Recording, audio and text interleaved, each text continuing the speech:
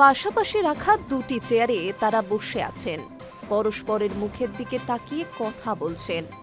বিশেষ কোনো কথা বলার জন্য একজন আবার অপরের দিকে খানিকটা ঝুঁকেও গেলেন।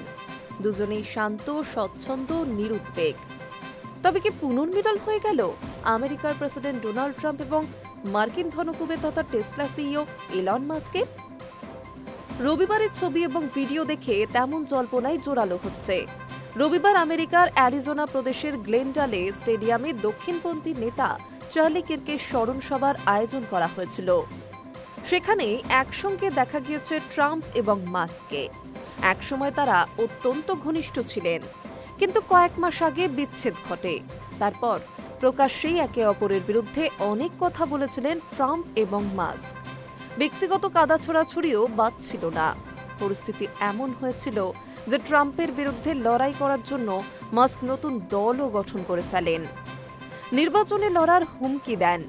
গত জুন মাসে এই সংক্রান্ত বিতর্ক চরমে পৌঁছেছিল। তারপর এই প্রথম একসঙ্গে তাদের প্রকাশ্যেও দেখা গেল। হোয়াইট হাউসের তরফে এক্স হ্যান্ডেলে ট্রাম্প এবং মাস্কের একটি ছবি পোস্ট করা হয়েছে। সাদা কালো সেই ছবিতে দুজনকে ঘনিষ্ঠভাবে কথা বলতে দেখা যাচ্ছে, তবে ছবিটি পিছন দিক থেকে তোলা, ফলে তাদের মুখ দেখা যাচ্ছে না। এই ছবির সঙ্গে দুটি শব্দ লেখা হয়েছে শুধু, চার্লির জন্য।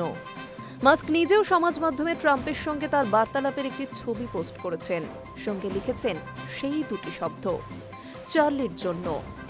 সমাজ মাধ্যমে দুজনের কথাবার্তার আরও কিছু ছবি এবং ভিডিও ছড়িয়ে পড়েছে। একটি ভিডিওতে দেখা গিয়েছে মাস্ক চেয়ার ছেড়ে ওঠার আগে ট্রাম্প তার সঙ্গে হাত মেলাচ্ছেন এবং আলতোভাবে তার পিঠ চাপড়ে দিচ্ছেন। উল্লেখ্য, গত জানুয়ারিতে ট্রাম্প হোয়াইট হাউসের কুর্সিতে বসার আগে তার হয়ে ঢালাও প্রচার করেছিলেন মাস্ক। প্রচুর অর্থও দিয়েছিলেন প্রচারের কাজে।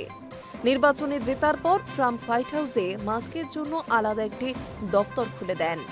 তাকে সরকারি দক্ষতা বিষয়ক দফতরের প্রধান হিসেবে নিয়োগও করা হয়েছিল। বেশ কিছুদিন দফতরের কাজ করেন মাস্ক, কিন্তু ট্রাম্পের নীতির সঙ্গে একটা সময়ের পর আর তিনি একমত হতে পারেননি। ফলে বিচ্ছেদ অবশ্যম্ভাবী হয়ে পড়ে। মাস্ক পদত্যাগ করেন এবং প্রকাশ্যে প্রেসিডেন্টের সমালোচনা শুরু করেন। তারপর ট্রাম্পও চুপ করে থাকেননি। দুজনের সেই তিক্ততার রেশ আপাতত কেটেছে বলেই মনে করা হচ্ছে। দক্ষিণপন্থী নেতা ট্রাম্পের অত্যন্ত ঘনিষ্ঠ ছিলেন। গত 10 সেপ্টেম্বর প্রকাশ্য সভায় তাকে গুলি করে খুন করা হয়। তার মৃত্যু শোক ট্রাম্প এবং মাস্ককে পুনরায় কাছাকাছি আনল। Hi news network.